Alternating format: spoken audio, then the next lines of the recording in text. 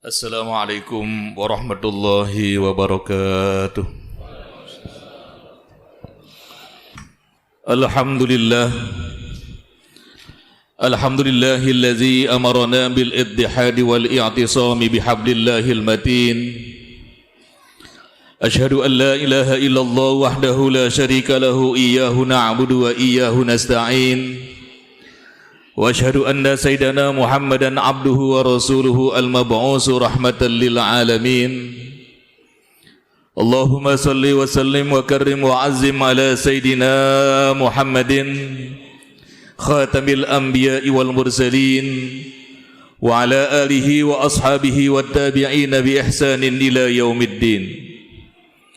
Amma ba'du fa ya ibadallah, usikum wa iyaya bitaqwallah wa ta'atihi wa ta'atir rasul faqad fazal muttaqun. Qala Allah ta'ala fi muhkami tanzilih, Allahu ya'lamu bimuradih. A'udzu billahi as-sami'il 'alim minasy syaithanir rajim. Bismillahirrahmanirrahim. Innallaha wa malaikatahu yusalluna 'alan nabi. Ya ayyuhalladzina amanu sallu alaihi wa sallimu taslima. Shadaqallahul azim. Hadirin ma'asyiral muslimin jamaah salat Jumat Masjid Jami Al-Ikhlas, Perumahan Villa Anggrek, Kota Bekasi yang kami hormati dan yang dimuliakan Allah Subhanahu wa taala. Sebagai khatib, izinkanlah saya untuk menyampaikan pesan dan wasiat kepada diri saya khususnya dan kepada jamaah Jumat pada umumnya. Marilah sama-sama kita meningkatkan manifestasi iman kita. Kita tingkatkan takwa kita kepada Allah Subhanahu wa taala dalam arti dan pengertian takwa yang sebenar-benarnya, sehingga mudah-mudahan dengan takwa itu kita menjadi insan-insan yang mulia dan dimuliakan oleh Allah Subhanahu wa taala. Inna akramakum indallahi atqakum. Sesungguhnya yang paling mulia di antara kamu di sisi Allah yaitu orang yang paling bertakwa. Hadirin ma'asyiral muslimin jamaah salat Jumat Masjid Jami Al-Ikhlas, Villa Anggrek, Kota Bekasi yang kami hormati dan yang dimuliakan Allah Subhanahu wa taala. Allah Subhanahu wa taala berfirman dalam kitab suci Al-Qur'anul Karim yang termaktub dalam surah Az-Zariyat ayat yang ke-56. A'udzu billahi minasyaitonir rajim. Bismillahirrahmanirrahim. Wa ma khalaqtul jinna wal insa illa liya'budun. Allahu ya'lamu bimuradih. Dan tidak aku ciptakan jin dan manusia melainkan agar supaya mereka menyembah beribadah kepadaku. Dari ayat ini jelaslah bahwa visi dan misi diciptakannya kita manusia oleh Allah Subhanahu wa taala yaitu untuk beribadah kepadanya. Dan tentunya ini dalam pengertian dan arti ibadah yang seluas-luasnya. Secara garis besar, ibadah itu terbagi pada beberapa bagian. Yang pertama ada ibadah yang tempatnya telah ditentukan oleh Allah Subhanahu wa taala dan waktunya pun telah ditentukan. Ibadah apa itu? Yaitu ibadah haji. Ibadah haji adalah merupakan ibadah yang waktu dan tempatnya telah ditentukan oleh Allah Subhanahu wa taala.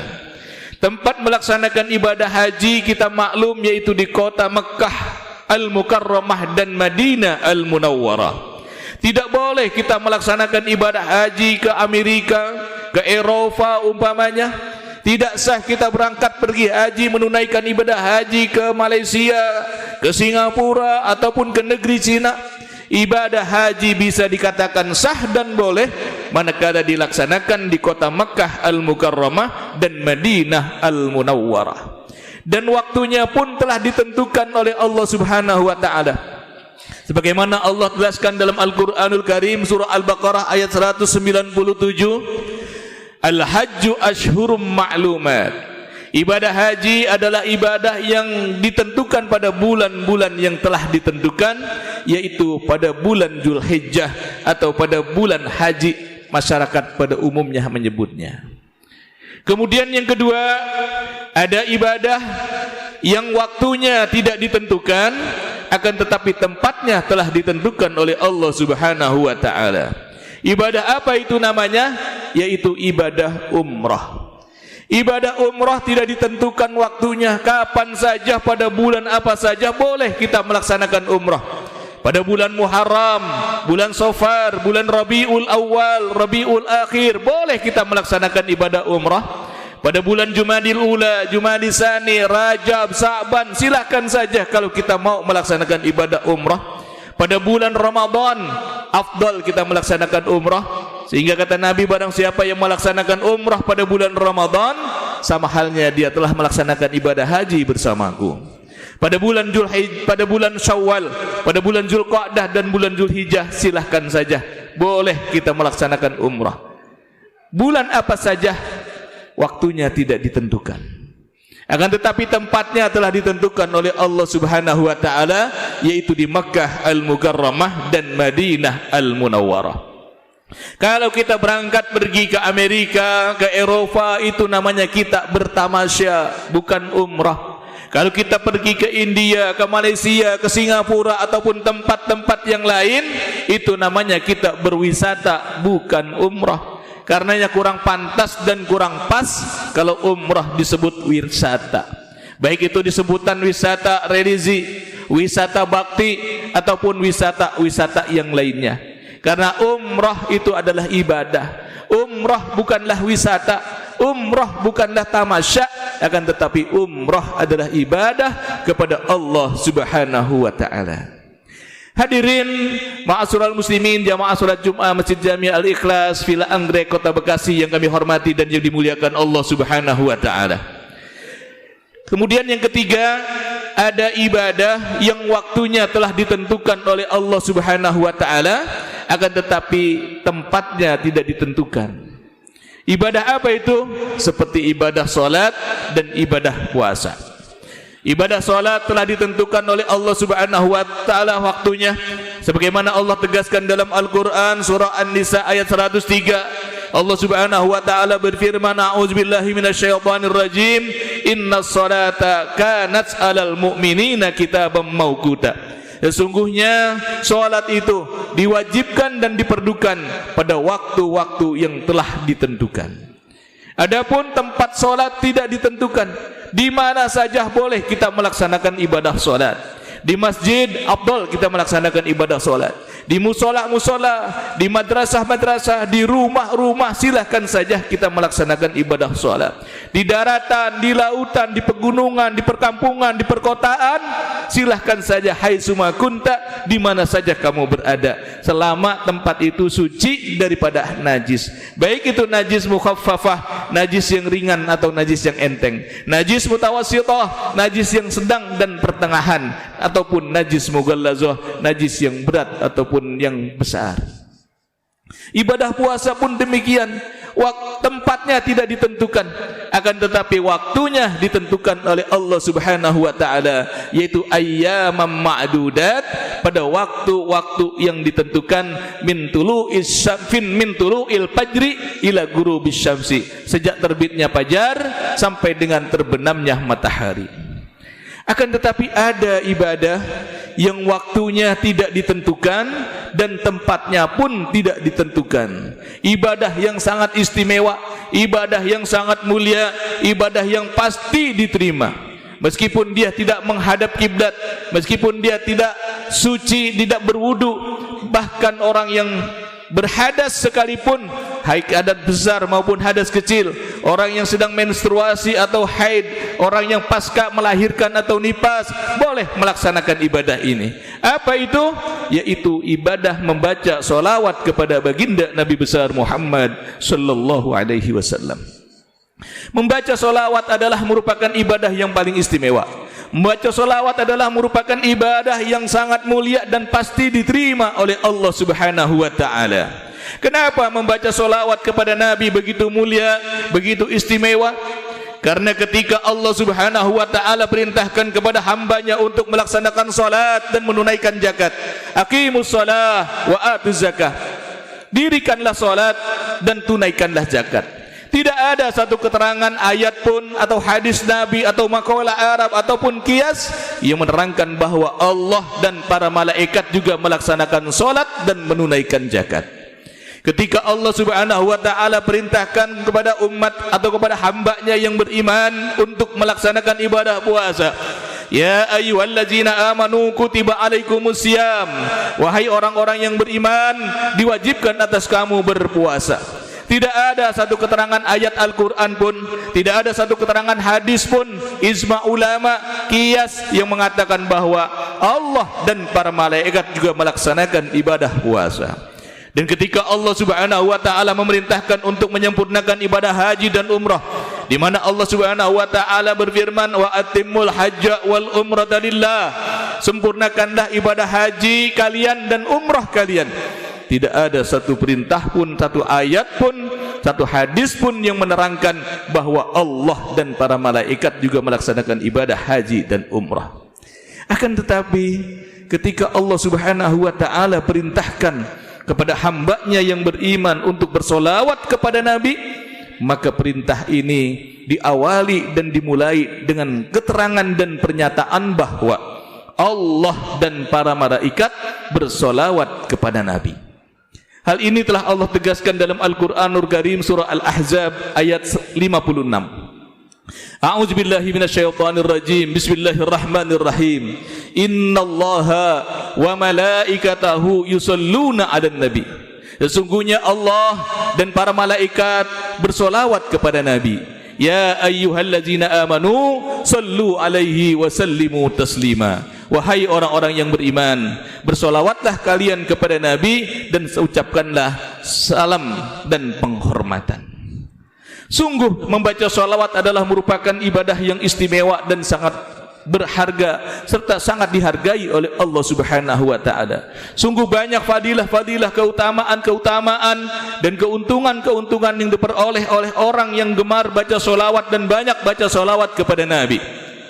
Sebagaimana dalam sebuah hadis yang diriwayatkan oleh Imam Muslim bersumber dari Abdullah bin Amr bin As radhiyallahu an berkata, Rasulullah sallallahu alaihi wasallam bersabda, man shalla alayya salatan sallallahu alaihi biha asyra.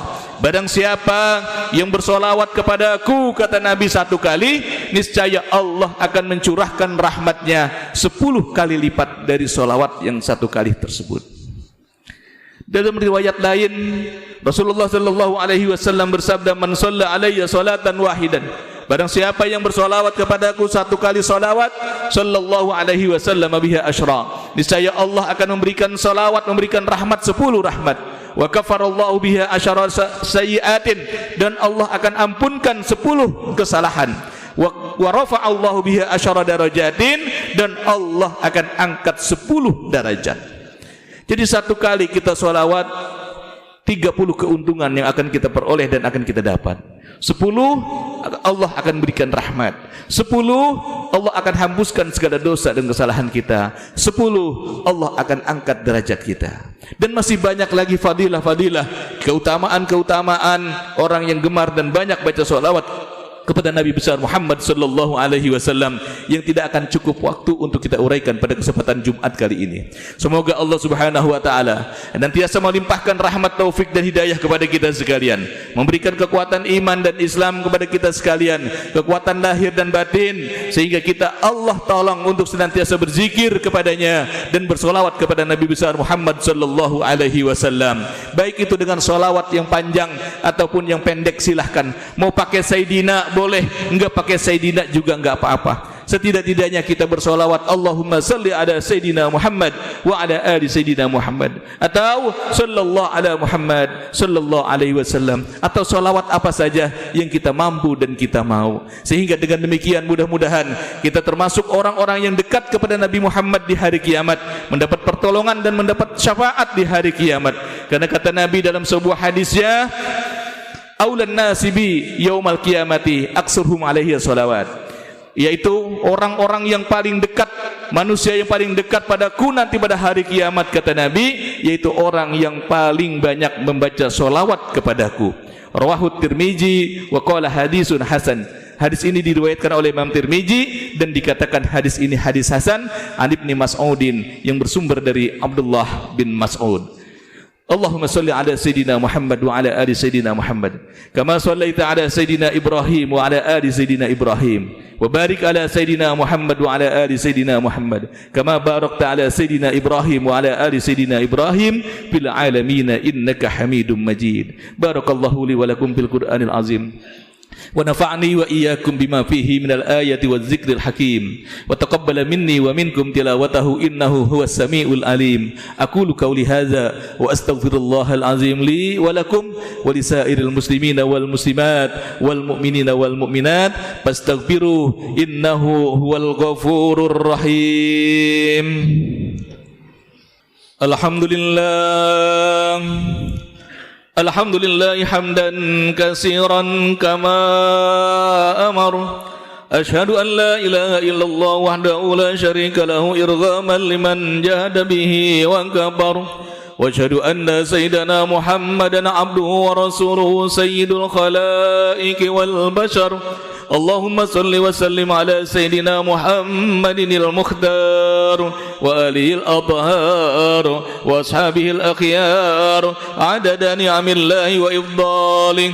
Qala Allah Ta'ala ya ayyuhalladzina amanu ittaqullaha haqqa tuqatih wa la tamutunna illa wa antum muslimun. واعلموا أن الله صلى على نبيه قديما فقال تعالى إن الله وملائكته يصلون على النبي يا أيها الذين آمنوا صلوا عليه وسلموا تسليما. وارض الله أن الخلفاء الراشدين أبي بكر وعمر وعثمان وعلي وعن بقية الصحابة وقرابة رسول الله أجمعين وعن التابعين ومن تبعهم بإحسان إلى يوم الدين وعلينا معهم وفيهم برحمتك يا أرحم الراحمين. اللهم اغفر للمسلمين والمسلمات والمؤمنين والمؤمنات الأحياء منهم والأموات. اللهم أعز الإسلام والمسلمين واهلك الكفرة والمشركين. اللهم انصر من نصر الدين واخذل من خذل المسلمين ودمر أعداءك أعداء الدين. اللهم اجعل بلدتنا هذه إندونيسيا Provinsi Jawa Barat, Kota Bekasi, Perumahan Villa Anggrek, baldatan thayyibatan mutmainnah wa sairul buldanil muslimin. Allahumma ahsin akibatana fi umuri kulliha وأجرنا من خزي الدنيا وعذاب الآخرة. اللهم إنا نعوذ بك من جهد البلاء ودرك الشقاء وسوء القضاء وشماتة الأعداء. اللهم ارفع عنا البلاء والوباء والفحشاء والمنكر والمحن والفتن ما ظهر منها وما بطن من بلدنا هذا إندونيسيا خاصة ومن بلدان المسلمين عامة إنك على كل شيء قدير. ربنا ظلمنا أنفسنا وإن لم تغفر لنا وترحمنا لنكونن من الخاسرين وتب علينا إنك أنت التواب الرحيم. ربنا آتنا في الدنيا حسنة وفي الآخرة حسنة وقنا عذاب النار وقنا عذاب النار وقنا عذاب النار وادخلنا الجنة مع الأبرار يا عزيز يا غفار يا ستار يا رب العالمين. عباد الله إن الله يأمر بالعدل والإحسان وإيتاء ذي القربى وينهى عن الفحشاء والمنكر والبغي يعظكم لعلكم تذكرون. فاذكروا الله العظيم يذكركم واشكروه على نعمه يزدكم واسألوه من فضله يعطيكم ولذكر الله أكبر. أقم الصلاة.